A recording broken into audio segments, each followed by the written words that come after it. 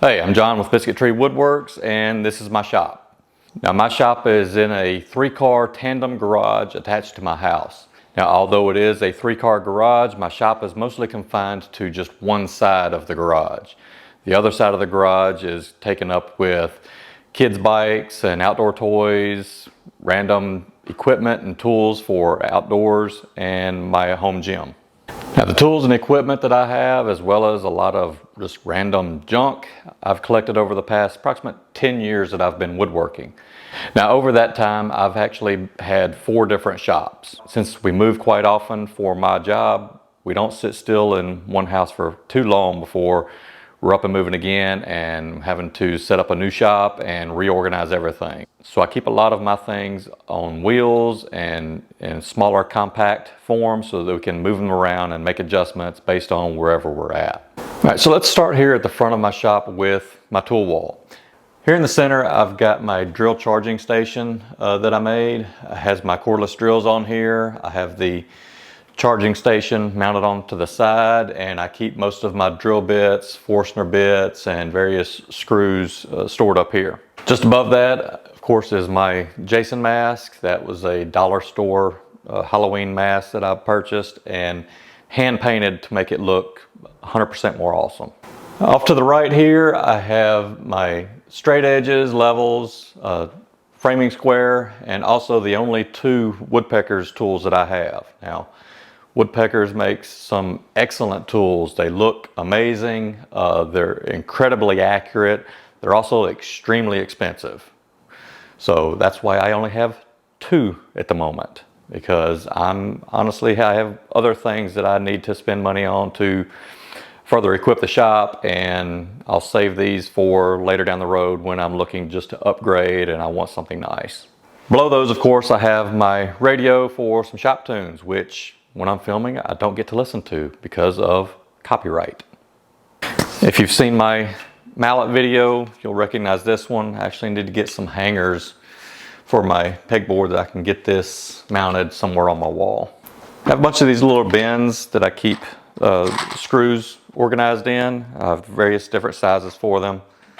These are okay, but I have some containers in my outfeed table that I want to use instead. It's just going to be more convenient instead of always coming over here and taking them over to my workbench and outfeed table to do assemblies. I'll have them in that location. If you've seen these sitting around, these are just some scrap wood owls that I built. Just kind of out here playing around one weekend. Not quite sure what I'm going to do with these yet. I need to find a home for them, but for now they just sit up here and take up space. And here on the other side of my bench, I have this small parts organizer, which I have about 6 drawers that actually have something in it. So this is really a kind of a waste of space that I need to probably empty out and get rid of. Over that though are some very important items. My pencil sharpener and first aid kit.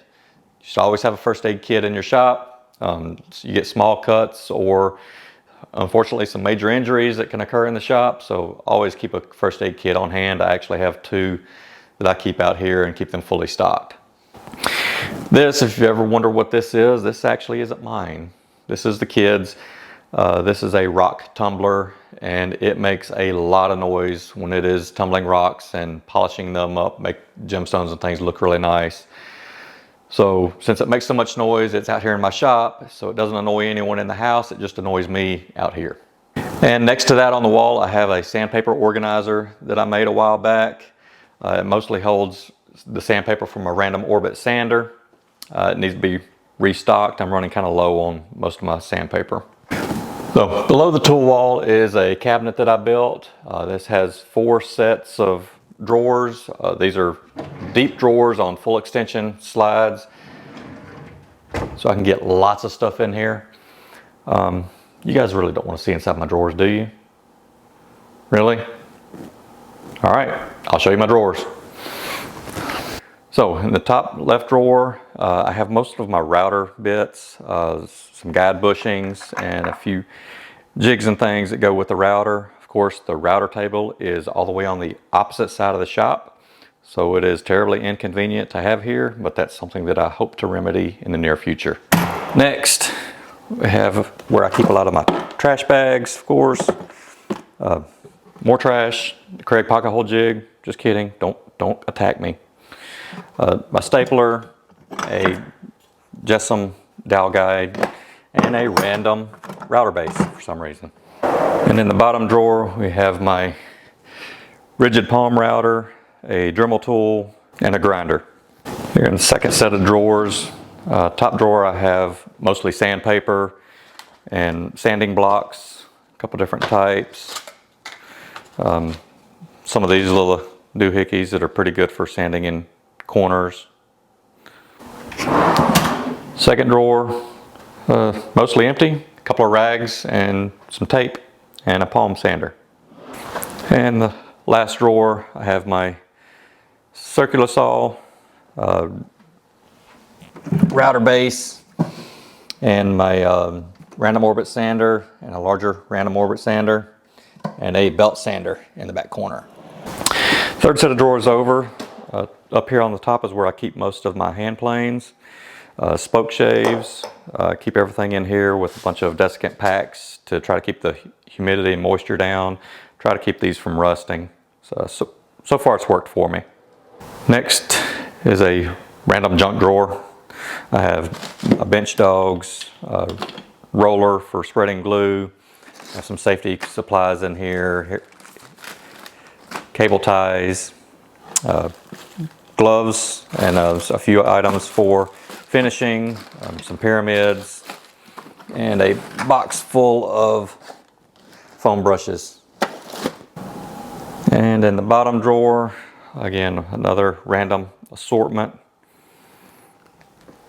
I have cotton rags that I use for staining and finishing, some gloves, these Merrill clamps, which are really great for doing boxes or picture frames, and a few random odds and ends in the bottom that I have for several projects that I like to batch out to sell. Of course, my always handy plastic straws.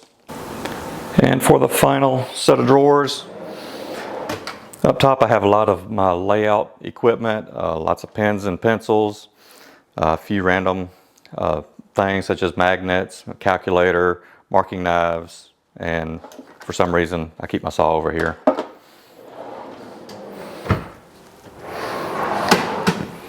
Next drawer full of a random assortment of tools as well. I have hammers, rasps, hacksaw, a few squares, measuring tapes. And in the bottom is where I keep a lot of paper plans. I have a circular cutting jig in here. I keep these composition notebooks around. Take a lot of notes in these. If I'm doing projects where I'm batching something out, I'll keep note on how much materials I use, how much I paid for them, how long it takes me to make them. It just really helps to keep track of how much materials and time I'm spending on a project so I can give a good price for it. And the bottom has lots of different paper plans and things that I've either built or plan to build at some point. All right, so coming around to the right side of the cabinet here, of course have a fire extinguisher. You always want to have fire extinguishers in the shop. I keep one over here next to all the chemicals, and I have another one over by the entrance to the garage. Now in this cabinet up top I have a lot of paint, mineral spirits. Down below I have my wood glue and epoxies. Next I have some more paints, stains, wax, WD-40. And down on the bottom I have some cleaners and weed killer and spare paint for the house. Coming on around the wall to the right here, I have a couple of outdoor ladders and my first clamp rack. Now this is a very simple clamp rack, really easy to build, very cheap. All it is 2 2x4s and some tubing that's put through the center of the 2x4s, and that's just mounted to the wall. This is great for hanging a random assortment of clamps. As you can see here, I have almost all of my clamps on this one except for my parallel clamps, which I have on a different rack I'll show you in a moment. Okay, so next to my other clamp rack, I have my parallel clamp rack. This has a random assortment. I have a couple of Jet, quite a few Betsy's, and some Jorgensen clamps. I have to say between these, I actually like the Bessies the best. The Jets, they have this little trigger that's supposed to be a quick release, but I find that it very rarely works and usually gets stuck. I just like the grip and the handle on the Bessies a lot better than the Jorgensen's, and they seem to work a bit better and a little smoother on the action. Above that, I have a few jigs. I have a Gorilla Gripper, of course, for moving large sheets of plywood. This thing is extremely valuable for moving plywood. If you don't have one, highly recommend getting one. Makes it moving full sheets a lot easier. And this is a jig for the router for doing exact width dados on the router, and this one is a taper jig for my table saw. And of course, my favorite feature of this shop is directly above all of this, which is my Mitsubishi mini split. Here in Southeast Texas, it's usually pretty hot about 9-10 months out of the year at least. So this thing is indispensable in being out here and being comfortable and being able to work year round. All right, next we have my workbench. This was something that I built very early on, so I've had this probably about 9-10 years now. A very simple construction, just 4x posts for each of the legs, 2x4s for the frame, a sheet of plywood on the bottom, and a double laminate of plywood for the top. I do have a quick release vise on one side for holding work. This is a very sturdy, very heavy workbench that I've used for a very long time. Up until just a few months ago, or maybe last year, this was also my outfeed table. I have a new outfeed table that I'll show you in a moment. I would like to have a Rubo style, more traditional workbench at some point, but since I've got this, I mean, I really have a decent work surface to work on, so I'm not in any rush to do it, but at some point I may be replacing this with a more traditional style of workbench. And underneath the bench, I have a bunch of styrofoam. This is actually cutoffs from when I did the insulation on my garage doors. This comes in really handy for breaking down large sheets of plywood. I spread these out on the floor, lay the plywood on top of it, and cut it down with my track saw. It makes it a lot easier than trying to wrestle the plywood up onto my table saw or up onto sawhorses to cut it down.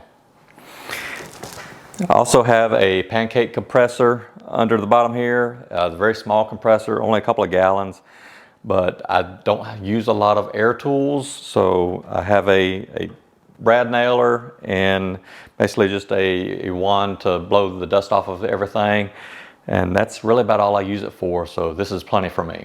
All right, so coming further down the outside wall from my clamp rack, I have my jointer. This is the Grizzly 6-inch joiner, the G0654. This is a fairly compact floor standing joiner. The bed's pretty short and it's only a 6-inch. So it's fine for a small shop, but I really wish that I had gone ahead and gone with at least an 8-inch joiner. I just very often run into the limited capacity with this one, and trying to do anything wider than about 5 or 6 inches. 8-inch joiner would really fit what I'm trying to do in this shop a lot better. But I'm getting by with this one for now, so I'll hold on to this for a little bit longer and see if I can find a good deal on an 8-inch joiner down the road maybe. But at some point I'll probably be updating this one to a larger model. So next we have one of my favorite new additions to the shop, is this outfeed table. Now this is a Mark Spagnolo design. You can find this over at the Wood Whisperer. I'll try to put a link in the description so you can go check this out if you want to build one for yourself. I highly recommend it. This is a great addition to the shop.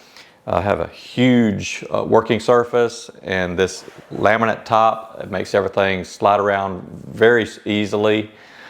I have a ton of storage in this outfeed table. You can see there's multiple drawers. So if you get a chance to build one of these, I highly recommend it. This is a great addition to my shop. As far as storage right now, most of these drawers are actually empty. I do have some table saw accessories, my additional blades, a hedgehog, some additional inserts for the table saw. In this one I have my Incra miter gauge, a couple of clamping blocks for clamping up 90-degree angles, some spare inserts for my table saw blade insert, and empty drawer. Here I have my chisels, my Nerex good chisels, and then I have some basically crappy beater chisels if I need to open a paint can or something, or scrape glue. And I think, these are still empty. My bottom cabinet is still empty, but here in the top one I do have the tenoning jig for the table saw.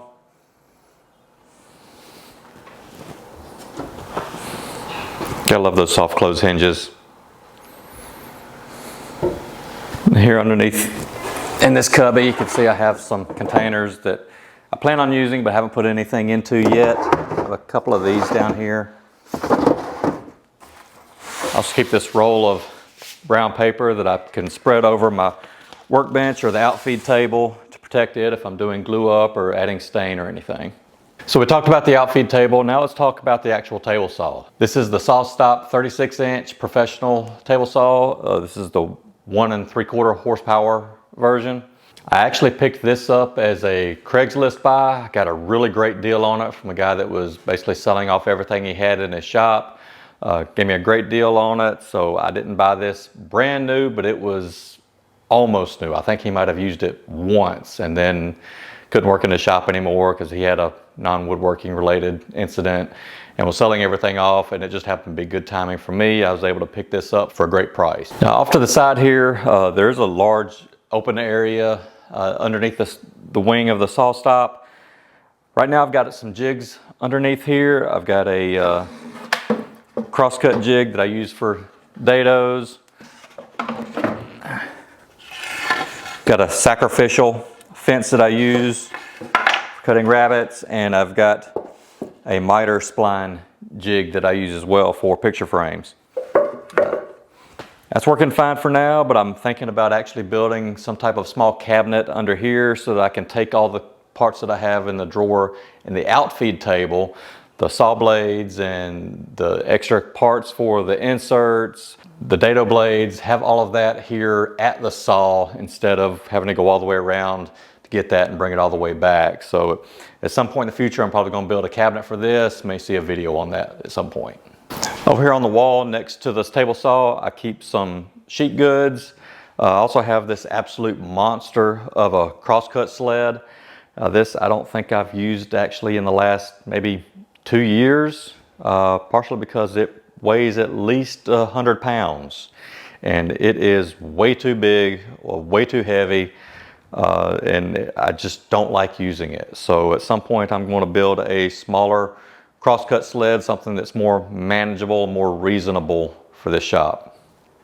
So also on the wall next to the saw is my lumber rack. Now I have 2 of the Portamate lumber racks attached to the wall, and I have them lined up so that the wood can span all the way across all 4 of these for good support.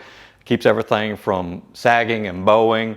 And as you can see, these things will hold an absolute ton of material. So highly recommend these if you're looking to get a lumber rack to put in your shop. These have been just outstanding. I have a pretty good mix of materials on here, but I try to keep things somewhat organized. I have some smaller pieces of sheet goods up at the very top, some plywood and MDF. Below that I have some cypress that I use for a few outdoor projects. These are some scrap post oak that I had picked up for free. Basically it was being thrown away and I just grabbed it, and I've made a couple of projects out of some of this. A piece of quarter sawn white oak underneath that. This is a cedar fence post. Used that to actually make the owls that I showed earlier. Below that I have some maple, spalted maple and some curly maple, walnut, cherry, some more curly maple, and some random little scraps that I use for cutting boards and cheese boards. A few dowels over here, and some more cherry, and a few more pieces of maple. And off to the right side of the lumber rack, just below it, I have my router table. This is a Rockler router table with the stand, the top, and rocker insert. I've got the Porter cable router installed in here right now. This has been a pretty decent router table. I've had this for a long time. It's worked well, but I don't like all the open space that's not being used at the moment. So you may see I've got a few boxes of things over here off to the side. So I'm actually planning on doing some significant upgrades to this table. Going to enclose it, add some better dust collection, because right now it's always a mess because their dust collection is horrible on this thing as is. So I'm going to improve that. Like I said, get this enclosed, add some better storage options. You should be seeing a video on that here in the next few weeks, I would think. So next to the router table, I have this rolling cart that I built. Again, pretty much everything in my shop is on casters or wheels of some kind, so that I can move things around and rearrange them. This I need to pull out a little bit to get enough room for the planer to be able to run material through it. So this is the DeWalt 734 planer. This is just slightly smaller than the 735, I think it is, that most people have that I see. So this is a 12.5 inch capacity. The 735, I believe, is 13 inches. So not a real big difference, not enough to go out and justify upgrading this just to get that additional 1/2 inch capacity. I would like to upgrade at some point, but I will most likely go with either a 15 inch or 20 inch floor standing model when I do that. Now, this is the rigid oscillating sander. This can be used as a oscillating belt sander. You can also put in these little spindles for a oscillating spindle sander. This is a great tool. It comes in really handy for sanding small parts. If you don't have any kind of oscillating sander in your shop, I highly suggest getting one. And this one is a great deal. Comes really handy in the shop. And in the back corner, I have my jet dust collector. This is a 1.5 horsepower model. For a small shop this size, this is pretty much perfect for me. I don't have a lot of ductwork running throughout the shop to each machine, which is why I have everything basically in this back half of the shop. I just have one long flex hose that is long enough to reach every machine, and I just move that from location to location depending on what I'm doing. And since this is a one-man shop, I'm never going to be running more than one machine at a time. It takes me a few seconds to change the hose over and I'm ready to go. And back up against the door here, I have a Performax 1632 drum sander. This was another Craigslist marketplace buy that I picked up from a small shop that was selling it. Got a great deal on it. The only time I really use this is when I'm making cutting boards or cheese boards. It really cuts down on having to sand those, especially on end grain, which could take you hours and hours of sanding. This comes in really handy for that. I don't really use it for sanding furniture parts or any of my other projects. Again, mostly just cutting boards. I picked this up used from a cabinet shop for about $500, which is less than half of what they go for new. It's in pretty decent condition. It has had a crack here in the frame. Had to have that welded together. It just makes it a little bit more difficult to turn the knob here, so it takes a good bit of effort to adjust the height. Also, I have issues with tracking on the belt. Every couple of passes of a board, I have to stop, readjust the belt. Everything that I've tried to do to get this thing to track correctly has failed, so it's just something that I have to deal with whenever I'm running it, is constantly stopping to readjust the belt back over, run it for a little bit, and it slowly drifts over. Again, I've tried adjusting it and replacing some components on here to get it to track better, but I've not been able to get that to work. So sometimes that's just what you got to deal with when you do get these great buys for used equipment. Sometimes they don't work quite as good as brand new, and that's kind of the cost you have to pay. So coming on around the wall here from the door, I have my miter saw on a mobile station. This miter saw station, I believe I got the plans from Brad over at Fix This, Build That, excuse me. Those are some pretty good plans if you want to build something similar. However, this one is in a bit of disrepair. When we moved here from our last home, the movers actually ripped off one of the extension wings and the other one is kind of wrenched out of alignment.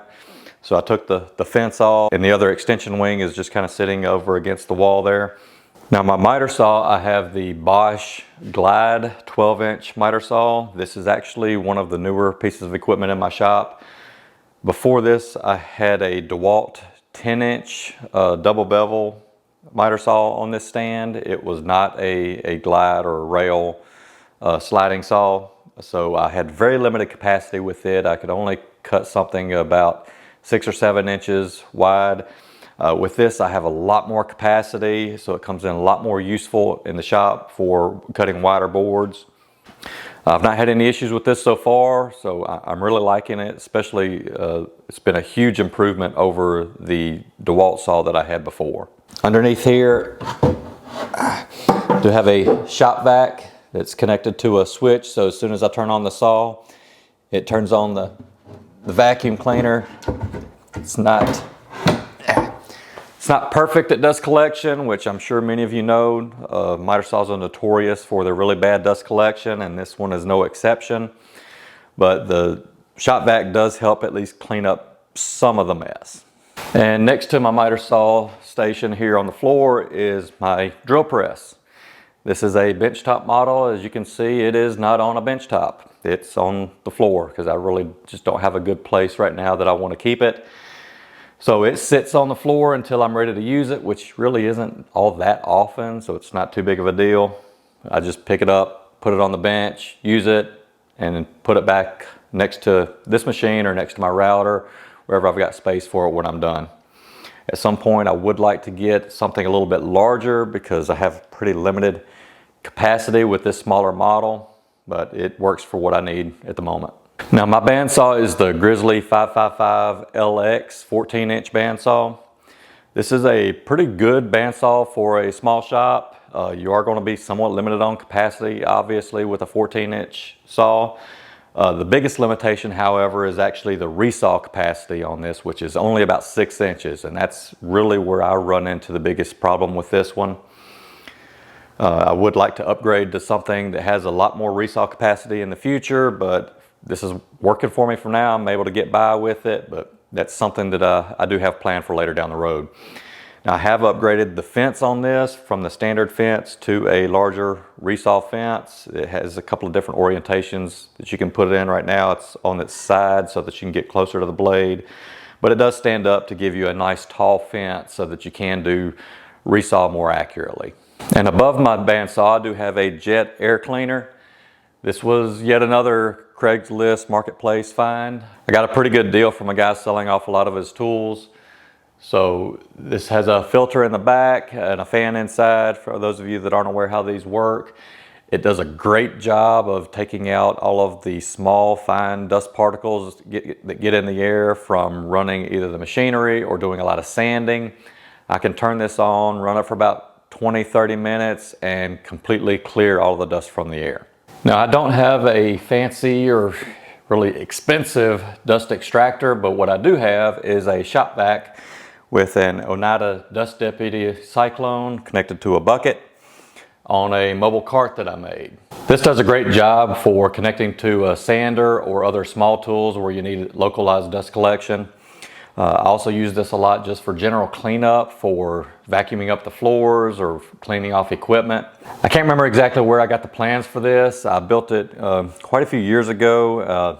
Just can't recall where I got the plans at. But if you look around online, you can find similar versions that several people have put together over the years.